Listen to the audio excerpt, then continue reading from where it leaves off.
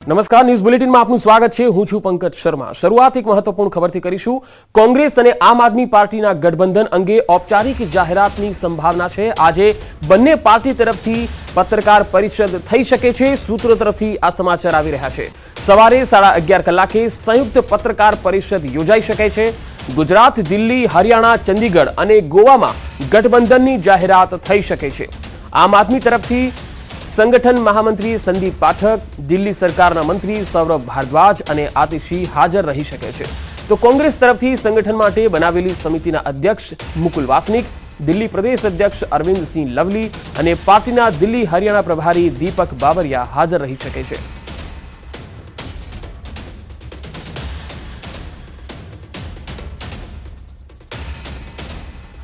આ તરફ લોકસભાની ચૂંટણી માટે ભાજપ એક્શન મોડમાં છે। દિલ્હીમાં ભાજપ અધ્યક્ષ જેપી નડ્ડા મહત્વની બેઠક કરશે। સવારે દિલ્હી ભાજપ મુખ્યાલયમાં આ બેઠકનું આયોજન છે। બેઠકમાં તમામ રાજ્યોના ચૂંટણી પ્રભારી, સહપ્રભારી પણ ઉપસ્થિત રહેવાના છે। આ બેઠકમાં લોકસભાની ચૂંટણીની તૈયારીઓ અંગે મંથન કરવામાં આવશે।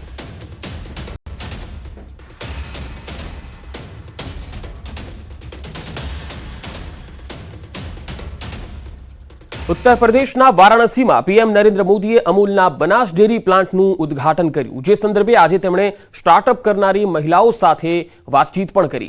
આ કાર્યક્રમમાં વિધાનસભા અધ્યક્ષ શંકર ચૌધરી પણ ઉપસ્થિત રહ્યા। ગુજરાતની ગીર ગાયના દૂધથી અને તેનાથી થતી કમાણી વિશે મહિલાઓએ પીએમ મોદી સાથે ચર્ચા કરી। કેટલીય મહિલાઓએ ગીર ગાયને અપનાવીને પોતાનું જીવન સુદૃઢ અને પગભર કમાણી કરતા સાંભળી પીએમ મોદીએ પણ ખુશી વ્યક્ત કરી।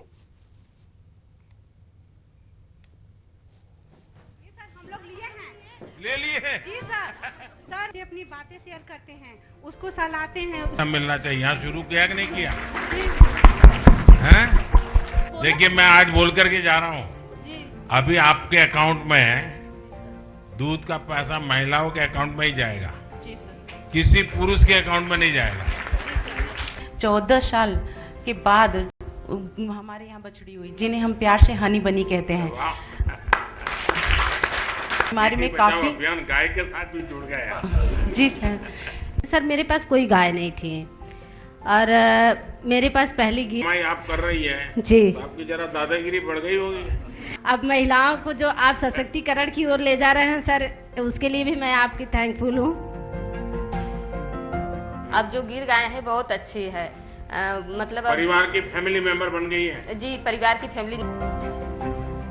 मैंने पंजाब बहुत के सीधी मुख्यमंत्री है। थे बादल साहब, तो उन्होंने मुझसे गिर गया। तब तो मैं राजनीति में नहीं था, लेकिन मेरा उनसे अच्छा परिचय था।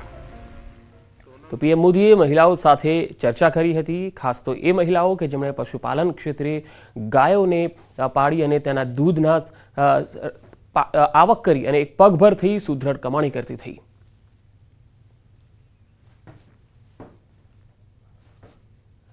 અને હવે વાત પીએમના પ્રવાસની તૈયારીઓની।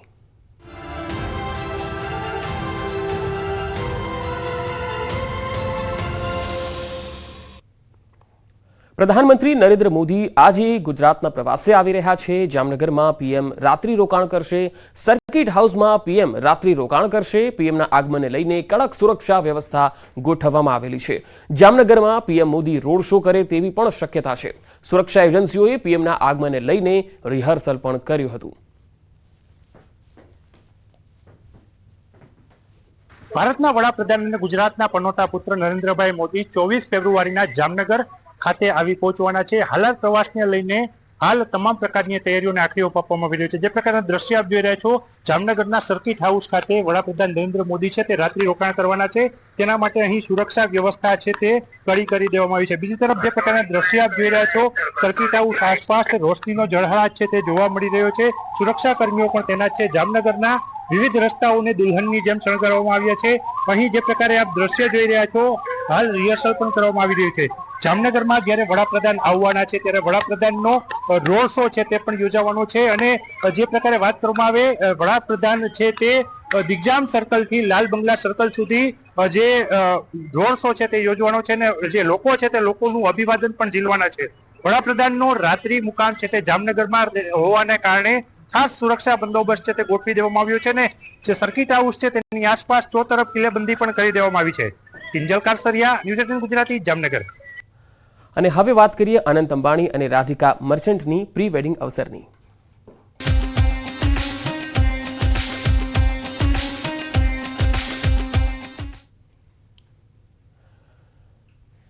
રિલાયન્સ ઇન્ડસ્ટ્રીઝના ચેરમેન મુકેશ અંબાણીના પુત્ર અનંત અંબાણી અને એન્કોર હેલ્થકેરના સીઈઓ વિરેન મર્ચન્ટની પુત્રી રાધિકા મર્ચન્ટ આ વર્ષે લગ્નના બંધનમાં બંધાવા જઈ રહ્યા છે. લગ્ન પહેલા જામનગરમાં 1 માર્ચથી પ્રી વેડિંગ સેરેમની શરૂ થવા જઈ રહી છે. લગ્ન પૂર્વેની તૈયારીઓને લઈને અંબાણી પરિવાર સહિત જામનગરમાં ભારે ઉત્સાહનો માહોલ છે. આ પ્રસંગે દેશ વિદેશના મહાનુભાવો જામનગર આવશે, જેમાં વૈશ્વિક નેતાઓ, ઉદ્યોગપતિઓ, રાજકીય નેતાઓ, વૈશ્વિક મહાનુભાવો, દિગ્ગજો, ફિલ્મ ઇન્ડસ્ટ્રી, ખેલ જગત, આધ્યાત્મિક નેતાઓ પણ આ સમારોહમાં ઉપસ્થિત રહેશે. જામનગરમાં પ્રી વેડિંગ સેરેમનીને લઈને લોકોમાં ખૂબ જ ઉત્સાહ છે. જામનગર સ્થિત રિલાયન્સ ટાઉનશીપ ખાતે અનંત અંબાણી અને રાધિકા મર્ચન્ટના પ્રી વેડિંગ સેલિબ્રેશનનું આયોજન કરવામાં આવશે. દેશ વિદેશમાંથી આ પ્રસંગે આવનાર મહેમાનોને આવકારવા જામનગર આતુર છે. તો પ્રી વેડિંગ પૂર્વે લોકોમાં જબરજસ્ત ઉત્સાહનો માહોલ છે, કારણ કે જામનગરમાં દેશ વિદેશથી મહેમાનોનું આગમન થવાનું છે.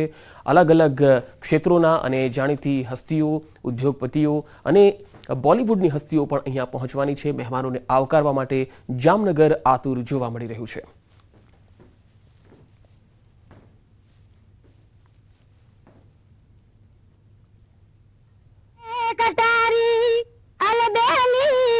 लाडिया में हालार शेर ज्ञाता हालार शेर थी हाथी लઈને લાડી તારે મોલ આવ્યા અનંત ભાઈની પોપટ સરખી બોલી પંછી પ્યારા લાગે માણા રાજ.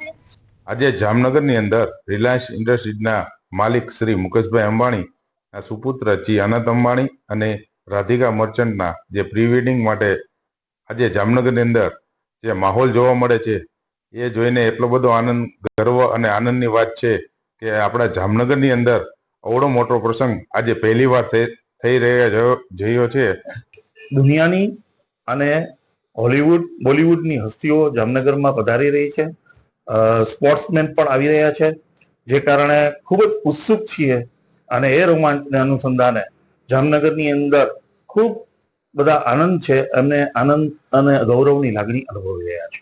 આજે જામનગરની અંદર અનંત અંબાણી અને રાધિકા મર્ચન્ટની પ્રી વેડિંગ સેરેમની યોજાવા જઈ રહી છે. આ તબક્કે જામનગર વિવિધ કલાકારો, ક્રિકેટરો અને વિશ્વ ધણારીઓ ઉપસ્થિત આવશે. જામનગર હોવાને કારણે મને અને જામનગરની જનતાને ખૂબ આનંદ છે, ખૂબ ગર્વની લાગણી છે. દેશ વિદેશમાંથી ખ્યાતિ પામેલા મોટા મહેમાનો આવવાના છે, એના માટે જામનગરમાં ભારે ઉત્સાહ છે અને આવો પ્રસંગ ક્યારેય જામનગરમાં આવેલો નથી, તો અમે પણ બધા ઉત્સુક છીએ એને જોવા માટે.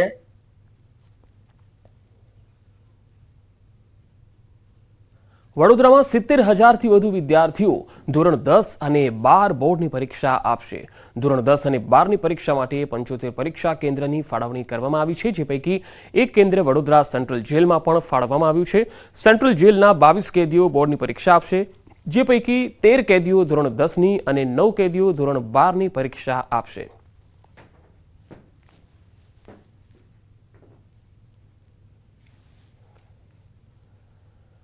અમદાવાદ શહેરમાં એએમસીએ બનાવેલા 19 ઓક્સિજન પાર્કમાંથી 11 ઓક્સિજન પાર્કની હાલત દયનીય હોવાનો વિપક્ષે આરોપ લગાવ્યો. એએમસીની સામાન્ય સભામાં ઓક્સિજન પાર્કને લઈને અનેક આક્ષેપો કરાયા હતા. પ્રજાની સુખાકારી માટે બનાવેલા આ પાર્ક ઉપયોગમાં ન લઈ શકાય તેવી હાલતમાં હોવાનો દાવો કરાયો. પાર્કમાં ફૂટપાથ તૂટેલી હાલતમાં હોવાનું ઉપરાંત પાર્કમાં ગોબર સહિતની ગંદકી, તળાવોમાં પાણીનો અભાવ હોવાનો વિપક્ષે દાવો કર્યો. એવામાં રિક્રિએશન, હેરિટેજ એન્ડ કલ્ચરલ કમિટીના ચેરમેને આ તમામ આક્ષેપોને પાયાવિહોણા ગણાવ્યા.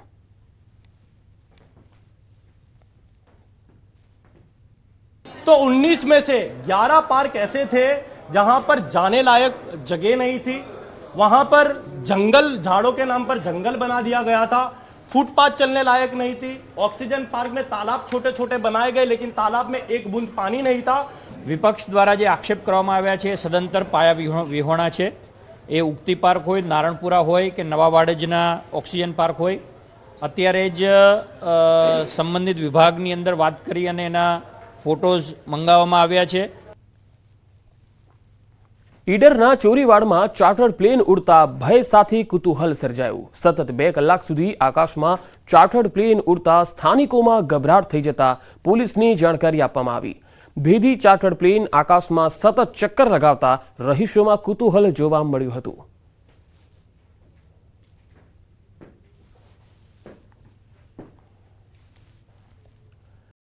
રામ રાખે તેને કોણ ચાખે આ કહેવત ફરી એકવાર સાર્થક થઈ છે.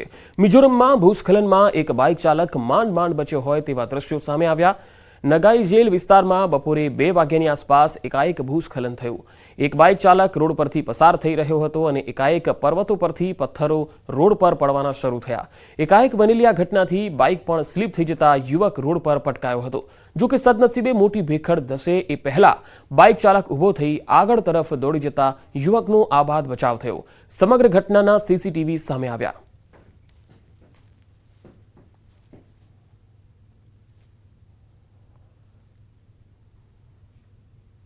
તો ભેખડ ધસે એ પહેલા જ બાઇક ચાલક ખસી જતા તેનો બચાવ થયો હતો.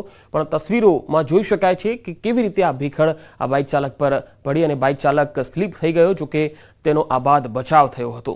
2 અલગ અલગ તસવીર. પહેલી તસવીર સીસીટીવીના દ્રશ્યો છે.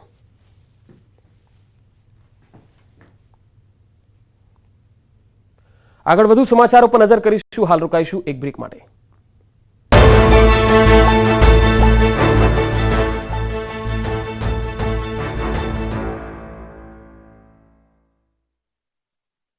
આ વિડિયો અટકી ત્યારે અનિયારી ટોલનાકા નજીક અચાનક જ કારમાં આગ લાગી. આગ લાગતા જ કારમાં સવાર લોકો બહાર આવી ગયા. એટલી જ વારમાં કાર આખી બળીને ખાખ થઈ ગઈ. જોતામાં તો કાર આખી આગના હવાલે થઈ ગઈ. હાઈવે પર આગના કારણે માળિયા હાઈવે પર ટ્રાફિક જામ થઈ ગયો. ફાયર બ્રિગેડે ઘટના સ્થળે પહોંચીને કાર પર પાણીનો મારો ચલાવી આગને કાબૂમાં લેવાના પ્રયત્નો કર્યા. જો કે ત્યાર સુધીમાં તો આખી કાર સળગી ઉઠી હતી. આ બાજુ દાહોદમાં પણ મોરબી જેવા જ દ્રશ્યો સામે આવ્યા છે. દાહોદના કોલેજ નજીક સ્થિત ફ્રેન્કી સ્ટેશનની ગાડીમાં આગ લાગી હતી. ફ્રેન્કી સ્ટેશનની ગાડીમાં આગ લાગતા ગાડી ભડકે પડી હતી. આગના કારણે અફરાતફરી મચી ગઈ હતી. લોકો જીવ બચાવવા માટે ભાગી રહ્યા હતા. જોતામાં આખું વાહન સળગી ઉઠ્યું. આ અંગેની જાણ થતાં જ ફાયર વિભાગ ઘટના સ્થળે પહોંચ્યું હતું. ફાયર વિભાગે મહામહેનતે આગ પર કાબુ મેળવ્યો હતો. જૂનાગઢના દિવાન ચોકમાં શુક્રવારે સવારે આગની ઘટના બની. અહીં આવેલી ભંગારની બજારમાં અચાનક જ ભીષણ આગ ભભૂકી ઉઠી. બેરિંગની દુકાનમાં અચાનક આગ ભભૂકી ઉઠતા અફરાતફરી મચી ગઈ. જોકે સવારનો સમય હોવાથી લોકોની અવરજવર ઓછી હતી. આથી મોટી જાનહાનિ ટળી. પરંતુ આગના વિકરાળ સ્વરૂપના કારણે બેરિંગની દુકાનમાં પડેલા સામાનને નુકસાન થયાનો દાવો કરાઈ રહ્યો છે. દિવાન ચોકમાં એસબીઆઈ બેંકની પાછળ આવેલી ભંગાર બજારમાં આગ લાગ્યાની જાણ થતાં જ મહાનગરપાલિકા ફાયર વિભાગની ટીમ દોડી આવી. 1.5 કલાકની જહેમત બાદ આગ પર કાબુ મેળવી લેવાતા લોકોએ રાહતનો શ્વાસ લીધો. જો તમારો પ્લાન ગિરનારના દર્શન કરવા અને દત્તાત્રેય સુધી સીડી ચડીને જવાનો હોય તો હમણાં માંડી વાળજો. જો જવું જ હોય તો પાણી સાથે લઈને જજો, નહીં તો પાણી વગર તરસ્યા રહેશો. કેમ કે ગિરનાર પરની દુકાનો 3 દિવસથી બંધ છે. ગિરનારને પ્લાસ્ટિક ફ્રી બનાવવા માટે પ્લાસ્ટિક પ્રતિબંધ મૂકવામાં આવ્યો છે, જેને લઈને ગિરનાર પર દુકાનો ચલાવતા વેપારીઓમાં રોષ ફેલાયો છે. 3 દિવસથી દુકાન બંધ રાખી વેપારીઓ વિરોધ પ્રદર્શન કરી રહ્યા છે. આ અંગે તંત્રને આવેદનપત્ર પણ આપવા છતાં કોઈ નિવેડો નહીં આવતા 3જા દિવસે પણ દુકાન બંધ રાખી વિરોધ યથાવત રાખ્યો છે. પાણીની પ્લાસ્ટિકની બોટલનું વેચાણ ચાલુ રાખવાની માંગ સાથે દુકાનદારો હલ્લાબોલ કરી રહ્યા છે. કેરબામાં પાણીની વ્યવસ્થા કરવી મુશ્કેલ હોવાનો વેપારીઓનો દાવો છે. વન વિભાગ દ્વારા કાયમી ઉકેલ માટે પાણી પુરવઠા બોર્ડ સાથે મળી પાણી નીચેથી ઉપર સુધી પહોંચે તે દિશામાં કાર્યવાહી હાથ ધરવામાં આવી છે. ભારત સરકારની ફેઝ 1ની મંજૂરી મળી ગઈ છે અને આખરી મંજૂરીની કામગીરી શરૂ છે. તે મળવાથી પાણીની સમસ્યાનો અંત આવશે. રાજકોટમાં પીએમ મોદીના આગમનને લઈને તૈયારીઓને આખરી ઓપ આપવામાં આવ્યો. રાજકોટ શહેરને 3200 કરોડથી વધુના કામના પ્રોજેક્ટની ભેટ મળવાની છે. પીએમ મોદીના હસ્તે એમ્સ હોસ્પિટલનું લોકાર્પણ થશે. ત્યારબાદ જૂના એરપોર્ટથી રેસકોર્સ સુધી રોડ શો યોજાશે. ઉપરાંત સિવિલ હોસ્પિટલમાં 120 કરોડના ખર્ચે 750 બેડની જનાના હોસ્પિટલ તેમજ રાજકોટ સુરેન્દ્રનગર વચ્ચે રેલવેના ટ્રેકનું લોકાર્પણ થશે. ત્યારે પીએમ મોદીના આગમનને લઈને રાજકોટને દુલ્હનની જેમ શણગારી દેવામાં આવ્યું છે. પ્રધાનમંત્રી મોદી હેલિકોપ્ટર મારફતે એમ્સ હોસ્પિટલ ખાતે પહોંચશે. પ્રધાનમંત્રી મોદી રાજકોટમાં સૌપ્રથમ એમ્સ હોસ્પિટલની મુલાકાત લેશે. રહેશે.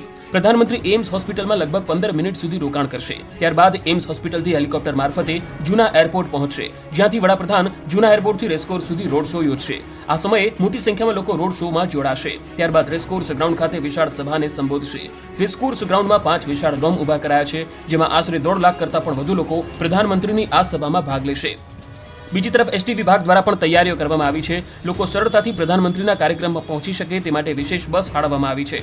કુલ 1400 એસટી બસ ફાળવવામાં આવી છે, જેમાંથી રાજકોટ એસટી દ્વારા 200 બસ ફાળવવામાં આવી છે. રાજ્યમાં શિયાળાની ઠંડીનો અંતિમ રાઉન્ડ શરૂ થઈ ગયો છે. ઉનાળા જેવી ગરમી વચ્ચે ફરી એકાએક કડકડતી ઠંડી પડવાનું શરૂ થઈ ગયું છે. ઉત્તરથી પૂર્વ તરફની હવા ફૂંકાવા લાગતા એક જ દિવસમાં તાપમાનનો પારો 5 થી 6 ડિગ્રી સુધી ગગડી ગયો છે. મોટાભાગના શહેરમાં તાપમાનનો પારો 15 ડિગ્રીથી નીચે પહોંચી ગયો છે. અમદાવાદમાં તાપમાનમાં 5 ડિગ્રીનો ઘટાડો થતાં તાપમાનનો પારો 14 ડિગ્રીએ પહોંચી ગયો છે. તો નલિયામાં 5 ડિગ્રી પારો ગગડી 9 ડિગ્રીએ પહોંચી ગયો છે. તો કંડલા, અમરેલીમાં 15 ડિગ્રી, રાજકોટમાં 12 ડિગ્રી, ગાંધીનગરમાં 13 ડિગ્રી, સુરેન્દ્રનગરમાં 15, ડીસામાં 14 ડિગ્રી તાપમાન નોંધાયું. હજુ આગામી 5 દિવસ લોકોને ઠંડીથી છુટકારો નહીં મળે. હવામાન વિભાગે આગાહી કરી છે કે 28 ફેબ્રુઆરી સુધી હાજા ગગડાવતી ઠંડી પડશે, જે બાદ ગરમી એન્ટ્રી મારશે. ધીમી ગતિએ ઉનાળાનો પ્રારંભ થશે.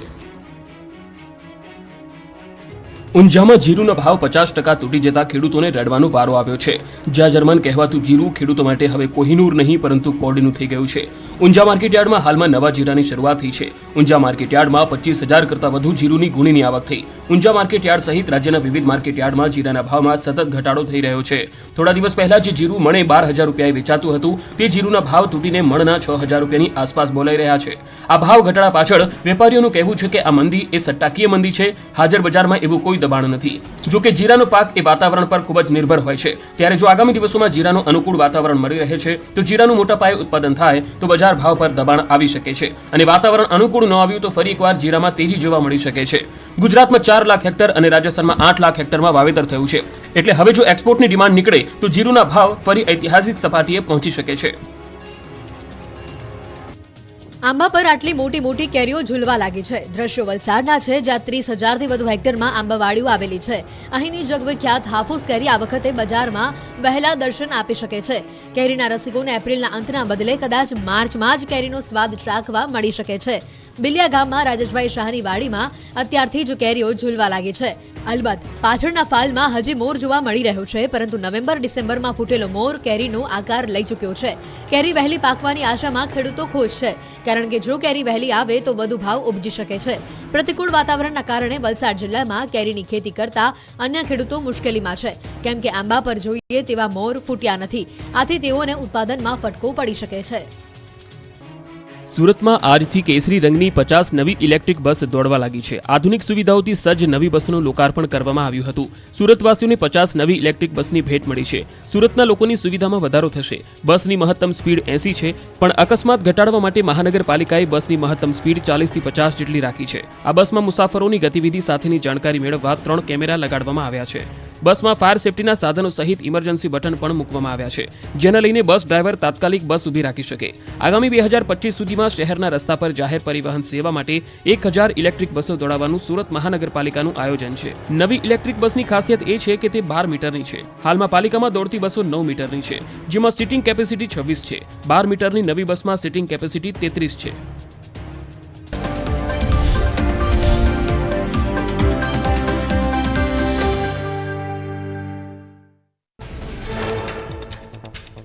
મહમ્મદપુરા વિસ્તારમાં લાકડાના ડેન્સામાં ભીષણ આગ લાગી. અચાનક આગ પ્રસરતા કેટલાક ગેસ સિલિન્ડરોમાં વિસ્ફોટ થયો, જેના કારણે વિસ્તારમાં નાસભાગ મચી ગઈ. ફાયર વિભાગની ટીમે ભારે જહેમત બાદ આગને કાબૂમાં લીધી. દાહોદમાં ખાણીપીણીની લારીમાં આગ લાગી. ફ્રેન્કી સ્ટેશનની ગાડીમાં અચાનક આગ લાગતા અફરાતફરી મચી હતી. ફાયર વિભાગે આગ પર મેળવ્યો કાબુ.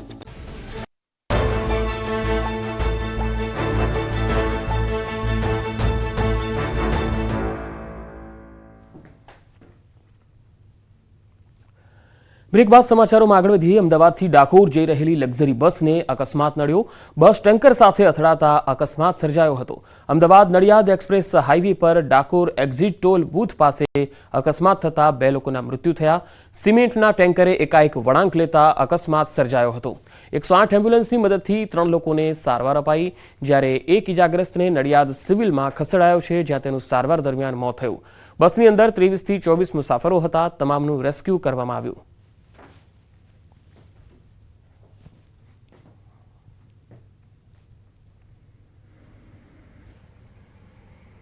દરમિયાન જે ડાકોર લેફ્ટ સાઈડ વળવાનું આવે તો બસ લેફ્ટ ટ્રેકની અંદર સીધી જતી હતી, પરંતુ એની જમણી બાજુ ઓવરટેક કરી અને જે સિમેન્ટનું જે ટેન્કર આવે એને ડાકોર બાજુ વળવું તો એને અચાનક જ લેફ્ટ સાઈડ વળાંક લેતા જે લક્ઝરી બસ છે, સ્લીપર કોચ છે, એની સાથે લેફ્ટ સાઈડ એને આખું પડકું ટક્કર માર્યું એટલે બસ પલટી થઈ ગઈ. બસની અંદર હાલ જે ડ્રાઈવરને પૂછ્યું, ડ્રાઈવર નોર્મલ ઇન્જર્ડ છે, એ મુજબ આશરે 23 થી 24 પેસેન્જર હતા. અમદાવાદથી પૂના એક લક્ઝરી જતી હતી, એમાં ઓચિંતા અકસ્માત જવાથી તેમાં 2 જણના મૃત્યુ પામેલા છે. તે ઇમરજન્સીમાં અમે અહીંયા રેસ્ક્યુ ગાડી લઈને આવેલા હતા. પેસેન્જરોને કાઢી લીધા? બધા પેસેન્જરો સહી સલામત છે, એમાંથી બે જણનું મૃત્યુ થયેલ છે. રાજકોટના પીએસઆઈ હિતેન્દ્ર પટેલ સામે આત્મહત્યાના દુષ્પ્રેરણાનો ગુનો દાખલ કરાયો છે. રાજકોટના મવડીમાં રહેતા એક વ્યક્તિએ ગળે ટૂંપો ખાઈ આત્મહત્યા કરી છે. તપાસ દરમિયાન આત્મહત્યા પહેલા મૃતકે બનાવેલ વિડીયો સામે આવ્યો. પીએસઆઈ તરફથી મૃતકને દારૂના કેસમાં ફસાવાની ધમકી આપી રૂપિયાની માગણી કરાઈ હોવાથી આત્મહત્યા કરી હોવાનું મૃતકે વિડીયોમાં જણાવ્યું. પીએસઆઈ તરફથી 10 લાખની માગણી કરાઈ હોવાનો મૃતકે ઉલ્લેખ કરતા પીએસઆઈ સામે ગુનો નોંધાયો છે.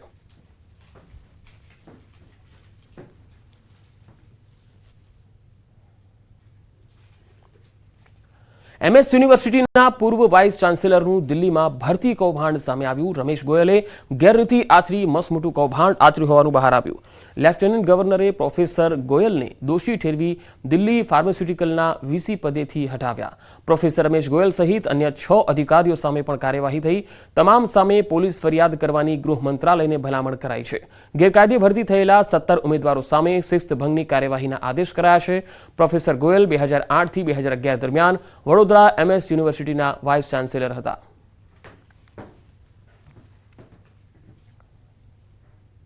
તો આ બુલેટિનમાં અત્યારે આટલું જ. નમસ્કાર.